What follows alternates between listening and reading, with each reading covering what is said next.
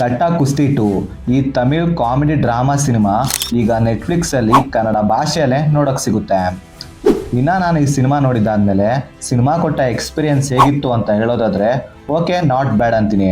ಇದೊಂದು pure family ಆಡಿಯನ್ಸ್ಗೆ ಮಾಡಿರುವಂತಹ cinema ಇದು.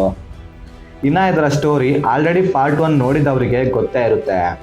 ಪಾರ್ಟ್ 1 ಅಲ್ಲಿ ಕೀರ್ತಿ ಹಾಗೆ ವೀರ ಮದುವೆ ಆಗಿ ಡಿವೋರ್ಸ್ ವರೆಗೆ ಹೋಗಿ ಮತ್ತೆ ಕಾಂಪ್ರಮೈಸ್ ಆಗಿ ಒಟ್ಟಿಗೆ ಬಾಳ್ತಾ ಇರ್ತಾರೆ. ಆದ್ರೆ ಈಗ ಅವರಿಬ್ಬರಿಗೆ ಒಂದು ಹೆಣ್ಣು ಮಗು ಇರುತ್ತೆ. ಸೊ ಮತ್ತೆ ವೀರನ ಹೆಂಡತಿ ರಸ್ಲಿಂಗ್ ಅಂತ ಹೋಗ್ತಾಳೆ. ಸೊ ಆದ್ರಿಂದ ಮುಂದೆ ಅವರಿಬ್ಬರ ನಡುವೆ ಒಂದು ಸಣ್ಣ ಭಿನ್ನಾಭಿಪ್ರಾಯ ಬಂದು ಮತ್ತೆ ಅವರಿಬ್ಬರು ಡಿವೋರ್ಸ್ ವರೆಗೆ ಹೋಗ್ಬಿಡ್ತಾರೆ. ಈ ಸರಿ ಅವರು ಡಿವೋರ್ಸ್ನ ಪಡ್ಕೊಂತಾರೋ ಇಲ್ವೋ ಅನ್ನೋದನ್ನ ನೀವು ಸಿನಿಮಾದಲ್ಲೇ ನೋಡಿ ತಿಳ್ಕೊಬೇಕು. ಮೊದಲನೇದಾಗಿ ಸಿನಿಮಾದಲ್ಲಿ ನನಗೆ ಇಷ್ಟ ಆಗಿದ್ದು ಇದರಲ್ಲಿ ಇದ್ದಂಥ ಕಾನ್ಸೆಪ್ಟ್. ಅಂದರೆ ಸಿನಿಮಾದಲ್ಲಿ ಒಂದೊಳ್ಳೆ ಮೆಸೇಜ್ನ ಹೇಳ್ತಾರೆ. ಹಾಗೆ ಇದರಲ್ಲಿ ಇದ್ದಂಥ ಕಾಮಿಡಿ ಸೀನ್ಸ್ಗಳು ಚೆನ್ನಾಗಿ ವರ್ಕ್ ಆಯಿತು. ಅಂದರೆ ಸಿನಿಮಾದಲ್ಲಿರುವಂಥ ಕಾಮಿಡಿ ಸೀನ್ಸ್ಗಳು ಯಾವುದು ಕೂಡ ಓವರ್ ರೇಟೆಡ್ ಅಂತ ಅನಿಸ್ಲಿಲ್ಲ. ಹಾಗೆ ಸಿನಿಮಾದಲ್ಲಿರುವಂಥ ಎಲ್ಲ ಕಾಮಿಡಿ ಸೀನ್ಸ್ಗಳು ನಗು ತರಿಸೋದಿಲ್ಲ, ಕೆಲವು ಡೀಸೆಂಟ್ ಆಗಿದ್ದಾವೆ. ಸಿನಿಮಾದಲ್ಲಿ ಒಂದು ಡೀಸೆಂಟ್ ರೇಂಜ್ನ ಕಾಮಿಡಿ ಸೀನ್ಸ್ಗಳನ್ನು ನೋಡ್ಬೋದು.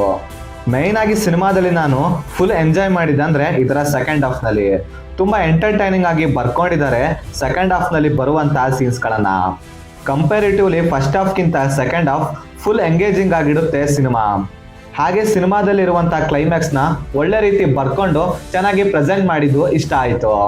ಮೇಯ್ನ್ ಆಗಿ ಸಿನಿಮಾ ಇಷ್ಟು ಎಂಟರ್ಟೈನಿಂಗ್ ಆಗಿರೋ ಕಾರಣ ಇದರಲ್ಲಿ ಇದ್ದಂಥ ಚಿಕ್ಕ ಮಗು, ಆ ಮಗುವಿನ ಆ್ಯಕ್ಟಿಂಗ್ ಪರ್ಫಾರ್ಮೆನ್ಸ್ ಮಾತ್ರ ತುಂಬಾ ಕ್ಯೂಟ್ ಆಗಿತ್ತು. ಆ ಮಗು ಪ್ರತಿ ಸೀನಲ್ಲೂ ಬಂದಾಗ ಒಂದೊಳ್ಳೆ ಫನ್ನ ಜನರೇಟ್ ಮಾಡುತ್ತೆ.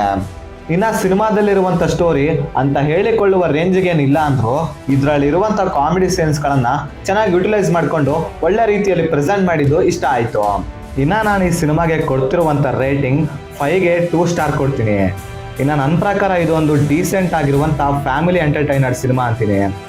ಸೊ ಈ ಸಿನಿಮಾನ ನೀವು ಫ್ಯಾಮಿಲಿ ಜೊತೆ ಆರಾಮಾಗಿ ಕೂತ್ಕೊಂಡು ನೋಡ್ಬೋದು. ಇನ್ನು ನಾರ್ಮಲ್ ಆಡಿಯನ್ಸ್ಗಳಿಗೆ ಇದೊಂದು ಡೀಸೆಂಟ್ ಸಿನಿಮಾ ಅಂತೀನಿ.